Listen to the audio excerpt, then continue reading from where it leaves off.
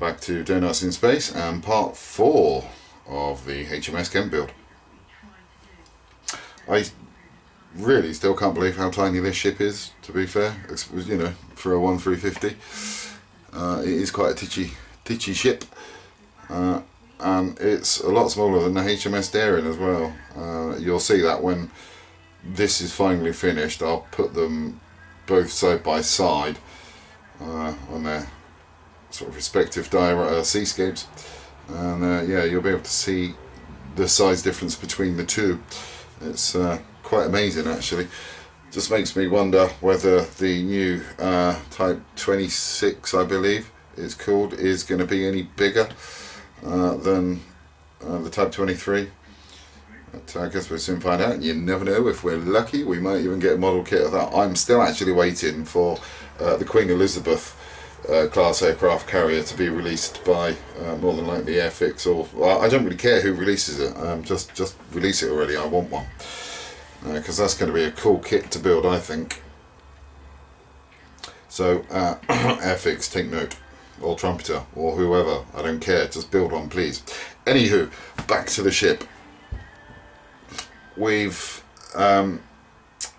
painted some of the dark grey on the missile silo. All I need to do now is go back in there with a paintbrush and a little bit of the light ghost grey, and touch up the tops of the missile silos, because they should be in the light grey. We've also got the forward superstructure that's had the paint, the dark grey paint put on it as well. I can't see the point of doing this bit here because you're not going to be seeing that anyway.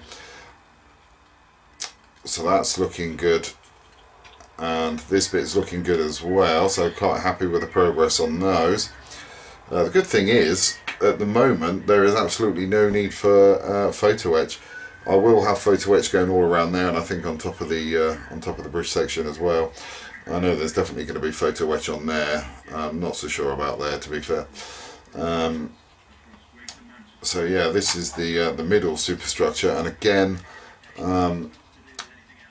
that's had the roofs done in the dark grey. I'm going to need to go back in on some of these areas where the masking tape didn't actually mask off properly. Unfortunately, there is a few areas where a little bit of paint got through, but nothing special, to be fair. So they're looking quite good, quite happy with that. The hangar bay, again, the roof's been done on this. There's a little bit of overspray in a couple of areas, so I just need to touch those up and then wait for them to dry before I can clear coat those. And the little hangar deck, I've kind of temporarily sprayed down in a darker colour. That's going to go to a lighter colour soon. There's still a bit of work left to do on that, really, to be fair. But the main amount of work really has been done on this. We've got the clear lacquer on this now, and that's not looking too bad. Didn't go too heavy with the paint on that, really, to be fair, because there's no need to, I don't think. But it's not looking too bad. Quite happy with the progress on that. There's a little bit of trash in the back there, but I think I should be able to sand that out before I sort of take it any further. There is a seam just there where this back deck gets put on, and I've filled that seam in like 4 or 5 times now, and I still can't get rid of the damn thing. So I don't know what's going on there, to be quite honest. I thought I had got rid of it, and then of course I put the lacquer on, and the lacquer paint showed it up straight away again. I couldn't see that with just the grey paint on there, but then as soon as I put the lacquer on, boom, it showed up. So I'm kind of hoping by the time I put the matte clear coat on there, that should be alright. But yeah, she's not looking too bad, to be fair. Quite happy with the progress on this. What I can do now this has been protected is just sort of take out a reasonably big chunk out the bottom of the ship there, so I can get the lighters, the the lights sorted out. I've got the rear lights tucked in there at the moment for the little deck underneath the helipad. I've had to cut out a fairly chunky hole there, to be quite honest, to get the wires through, because they were fighting me all the way, those ones. And then I've got the wires that need to go through there and in there, so I'm just going to, like I did with the daring, just cut out a reasonably large chunk of the hull out, and then I'll be able to get the lights in. And again, I just use the same principle with this as I did the daring, and just put a nice glob of the Water Scenics realistic water on there. It's like a white glue, dries translucent, and that should hopefully do that. So I think I'll leave it there for a minute. I'll get the hole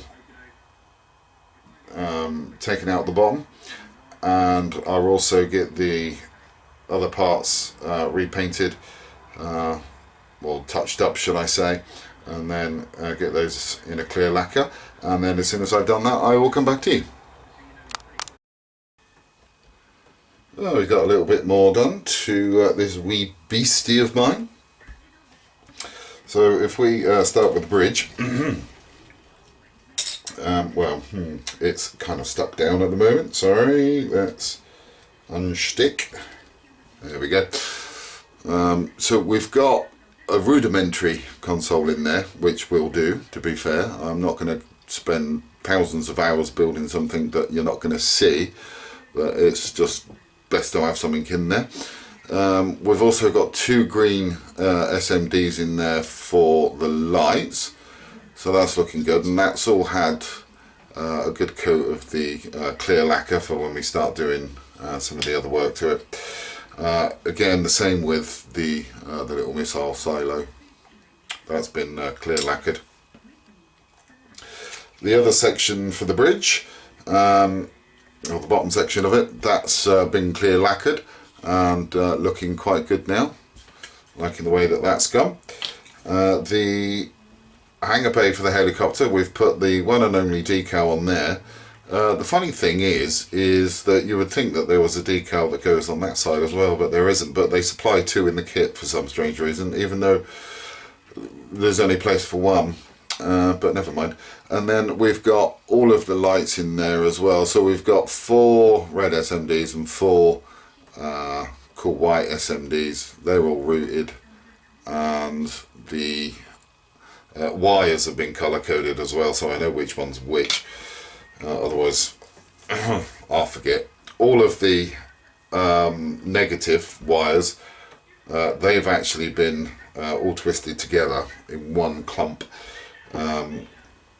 Again, it's kind of like following the same direction, really, to be fair, that we took on the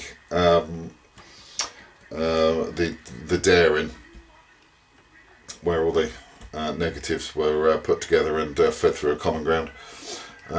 This little bit has been clear coated as well, nothing special on that, to be fair. And then the same with this bit, but we've got the addition of 2 decals. Underneath the little crown decal is a little bit of photo etch to sort of give it that 3D effect. So they're on. So once they're dried properly, once all those decals are dried properly, I'll just give them another quick squirt of lacquer, just to protect them.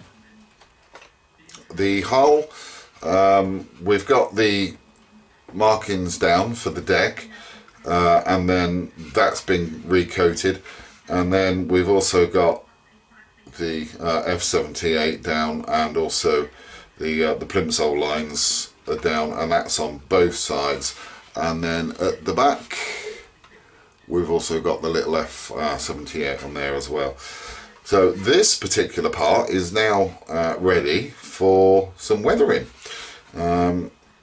Again, not really going to go hugely overboard on the weathering on this one. A little bit more maybe than the daring, because there's quite a few pictures I've seen of the F-78, and she seems to be quite rusty in some places, so I'm not going to go completely overboard with that. And then the vein of my existence, if I can find my tweezers, there they are. I'm going to pick this up with tweezers because it's just going to be a lot easier to do that. We've made the little Westlands helicopter.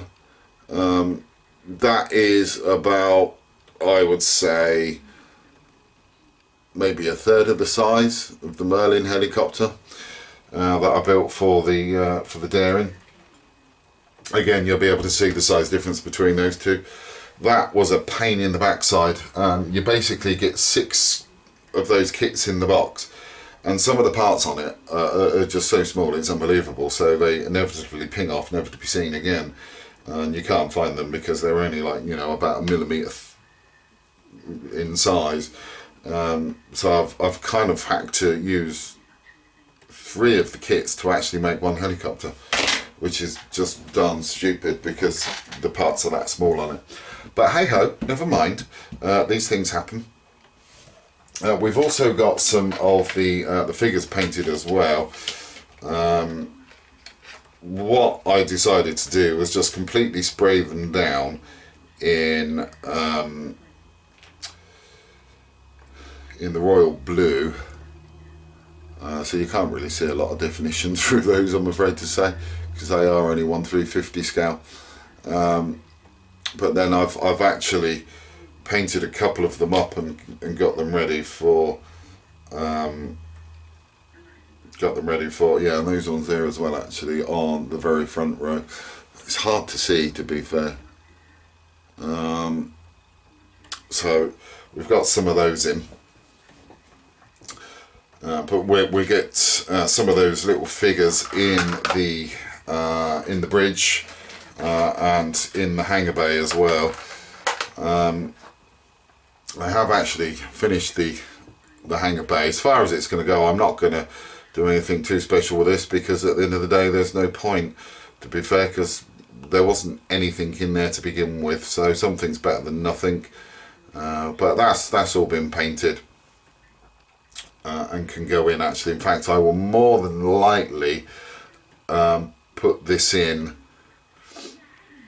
as soon as I can, really, because I'd like to get this in and also some figures on board, but I'll most probably wait until I've actually got a little bit of weathering done to the inside of the hangar bay first before I sort of put that in, and then obviously I'm going to have to sort of route the wires through there as well and down into the hull, and then they will come out the bottom. I'm not sure whether I've showed you actually, but I've chopped a fairly big chunk out the bottom of the hull for this one as well, just so we got the room to feed the wires through. But that's going to be about it for the moment, guys, so I will come back to you in the next update. I'm just going to leave this one here. So I'm not sure what update we're at the moment, if I'm to be honest, but I will come back to you in the next one, whatever it is. So until then, thanks for watching, and please do take care.